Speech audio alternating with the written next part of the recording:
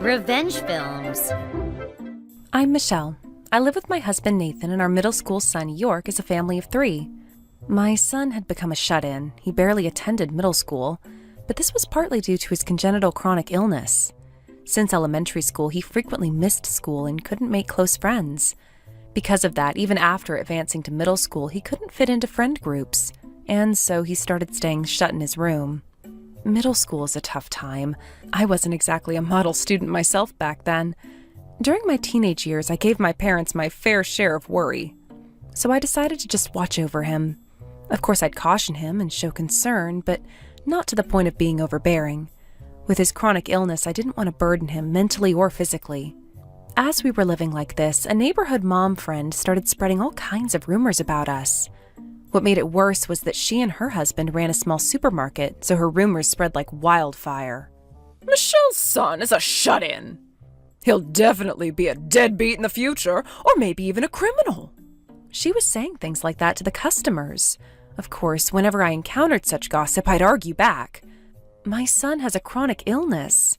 Oh, right, a chronic illness. Oh, you've made up that excuse, haven't you? Just being a truant looks bad for your reputation, doesn't it? This mom friend refused to acknowledge my son's chronic illness, no matter how many times I told her. She seemed to think it was just an excuse to justify my shut-in son. One day I made a suggestion to my son. Why don't you get some fresh air? Staying cooped up in his room all day wasn't good for his mind or body. My son seemed hesitant, but eventually nodded. I'll go for a short walk. When he left, my son pulled a baseball cap down low over his eyes. Because there were nosy neighbors like that mom friend around, he left with his mask on, head down. But my son came back almost immediately. What happened? When I asked in surprise, my son's face showed frustration. That lady who runs the supermarket interrogated me. When I said I have a chronic illness, she said, with disbelief, "So you're both liars, mother and son." He apparently argued back, but she wouldn't take him seriously. Perhaps because of that incident, my son's condition worsened and he was hospitalized. During that time, that mom friend contacted me. Your son shoplifted from my store. I'm calling the police. What? But my son is currently hospitalized. Oh, playing dumb now? I wish you'd stop using that "my son is sick" excuse at times like this. Nobody believes those lies. Well, whatever. He's still in middle school, so I'll let the shoplifting slide this one time. But next time, I'm reporting him to the police. She said all that in a condescending tone. She clearly didn't believe my son was hospitalized at all. After hanging up, I pondered the situation. There's no doubt it wasn't my son. Could there be something else going on? The next day, I happened to run into the mom friend, so I clearly denied it again. My son didn't shoplift. That can't be true. I saw it with my own eyes. What exactly did you see? I saw your son stealing merchandise from my store. As I told you yesterday, my son is hospitalized. That can't be. He was wearing the same hat and mask as your son, and not just that. The only person who walks with her head down like that is your son. But with a hat, mask, and head down, you barely saw his face, right? So did you actually catch this shoplifter? He was too fast and got away. But I know the culprit's name and address, so it's not a problem. Saying that, she glared at me. I was utterly exasperated. A few days later, I witnessed the mom friend gossiping about Michelle's son shoplifting with great amusement.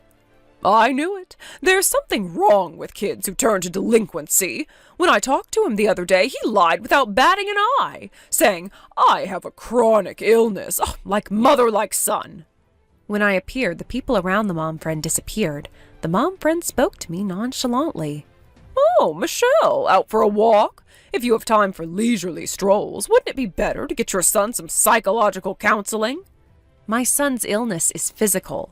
Still insisting your son is sick? Oh, you're such a liar. To protect your own reputation, you've made your son a liar, too. You are a failure as a mother. Neither my son nor I are lying. When I kept arguing back, the mom friend left. I consulted with the supermarket's husband. Since it would be noisy with the mom friend around, I waited for when she was away. So, could you install security cameras without your wife knowing?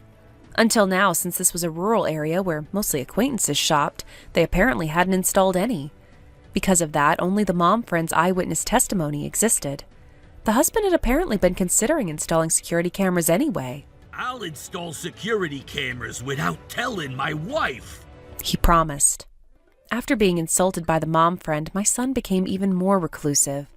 Perhaps because of that, stress made his condition worse and he was hospitalized again. As I left home to visit my son at the hospital, my phone rang. It was from the mom friend. I can't forgive this. It's the second time. I'm turning him over to the police. What are you talking about?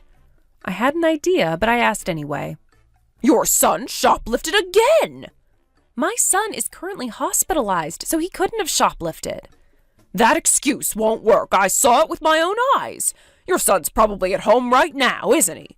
Or are you going to hide him somewhere now? Either way, it's useless. Oh, good grief. A repeat shoplifter and a shut-in. While I was angry, I was also glad my son was hospitalized. My son had an alibi. So did you catch him this time? I'm a frail woman. There's no way I could catch a quick-footed kid. A shut-in who's a repeat shoplifter, but also a shut-in who's quick on his feet? Don't you think that's a bit of a stretch? Since the security cameras had been installed, I calmly pointed out the contradiction. Just bring your son to my store right now. If you don't bring him, I'll make this a huge scandal and completely ruin your son's life. When I arrived at the mom friend's supermarket, a crowd had gathered. She was loudly spreading rumors that my son was a repeat shoplifter who had just run away. When she saw me, she smiled smugly. Oh, Michelle, where's your son? He's hospitalized, so I didn't bring him. Lying again. But I understand how you feel. As a mother, you want to protect your son, so I'll accept a settlement. Let's see. If you pay $1,000, your son's record won't be tarnished. How about it? So you're saying pay up if I don't want the police called? How rude. I'm not saying anything terrible. I'm just saying this out of the goodness of my heart, considering your feelings. No, thank you. I see. Then just hurry up and give me the money. Huh? What did you say? Let's call the police. Without waiting for the mom friend's reaction, I called the police. My son's innocence was immediately proven. My son was at the hospital. Furthermore, the shoplifter wasn't captured on the supermarket security cameras. Additionally, testimony came from some of the other mom friends. Putting it all together, the truth that emerged was... I see. You fabricated shoplifting incidents, proposed settlements to mom friends, and made money on the side. Saying, pay up if you don't want to ruin your child's future. I wasn't making false accusations. It was just a misunderstanding. In the end, the mom friend was taken away by the police. After that, I heard the mom friend got divorced. She apparently returned all the money she'd extorted. Now she's working part-time at a big supermarket in the suburbs. My son's condition improved, and he started cheerfully attending school again. I was so happy. How was today's video? If you enjoyed it, please subscribe, like, and leave a comment. Stay tuned for more.